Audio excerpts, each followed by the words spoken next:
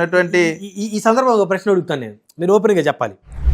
మన అసెంబ్లీలో బాలకృష్ణ గారు మాట్లాడేటువంటి క్రమంలో కొంచెం చిరంజీవి గారి మీద ఆయన కొంచెం లైన్ దాటి మాట్లాడారు. అంటే అది మాట్లాడాలని మాట్లాడారు అని అయితే ఎవరు అనుకునే పరిస్థితి కాదు.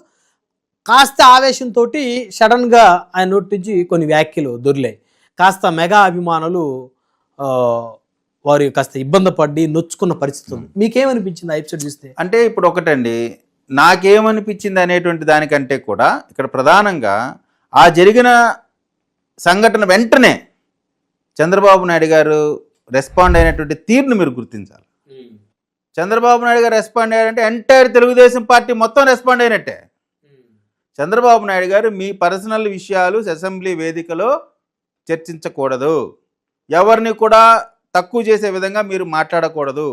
ఆ సందర్భంలో అటు జగన్ పేరు కానీ ఇటు చిరంజీవి గారి పేరు కానీ బాలకృష్ణ గారు ఎత్తకపోయినప్పటికి కూడా ఆ సన్నివేశం కొంత చిరంజీవి గారికి ఆపాదింపబడే విధంగా ఉన్నప్పటికి కూడా ఎట్టి పరిస్థితిలో కూడా మనం పవన్ కళ్యాణ్ గారిని చిరంజీవి గారిని వేరు చేసి మనం చూడలేం.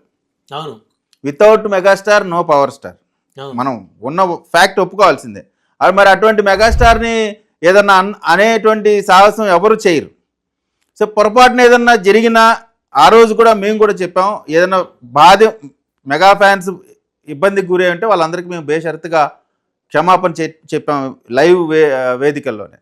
కాబట్టి ఆ సంఘటనకు సంబంధించి అన్యోపదేశంగా వచ్చినటువంటి పరిస్థితి తప్ప మీకు బయట ఉన్నటువంటి పరిస్థితిలో చిరంజీవి గారు బాలకృష్ణ గారు ఎంత క్లోజ్గా ఉంటారనేది అందరికీ తెలిసినటువంటి అంశమే. సో ఏదైనప్పటికి కూడా జనసేన పార్టీ నాయకత్వాన్ని కానీ లేదా ఆ కుటుంబానికి సంబంధించి కానీ మా పార్టీ ముఖ్యంగా మా తెలుగుదేశం పార్టీకి సంబంధించిన చిన్న కార్యకర్త నుంచి పెద్ద నాయకుడి దాకా మాట్లాడేటప్పుడు ఖచ్చితంగా మనం ఆచితూచి మాట్లాడాల్సినటువంటి బాధ్యత మన పైన ఉంది. ఎందుకంటే వారు చేసిన త్యాగాన్ని మనం ఎప్పుడు మర్చిపోం.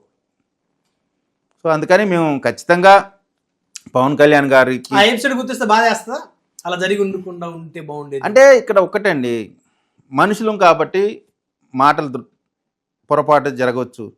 ఆ జరిగిన దాన్ని రికార్డులోంచి తొలగించినటువంటి పరిస్థితి. అంటే ఈ కరెక్షన్స్ లేకనే కదా జగన్కి 11 వచ్చింది. ఎందుకు? పచ్చి బూతులు, పసి పిల్లల్ని కూడా వదలకుండా చేసినటువంటి బూతులు, అసలు టీవీలు పెట్టే సాహసం చేసేవాళ్ళు అంతకుముందర. కానీ ఇక్కడ చూడండి, చిన్న పొరపాటు మాట మాట్లాడినా కరెక్ట్ చేసుకుంటున్నారు. మానవులుగా తప్పిదాలు చేస్తాం, దాన్ని కరెక్ట్ చేసుకోవడంలో మనిషి యొక్క ఔన్నత్యం. తప్పుని తప్పుగా ఒప్పుకోవటం కంటే గొప్పతనం ఇంకేముంది? సో ఆటోమేటిక్గా పవన్ కళ్యాణ్ గారు చిరంజీవి గారిని వేరుగా చూడడం, వారికి ఇచ్చే గౌరవం ఖచ్చితంగా ఇచ్చి తీరాల్సిందే. ఇదేదో రిక్వెస్ట్ కాదు, అది మన బాధ్యత.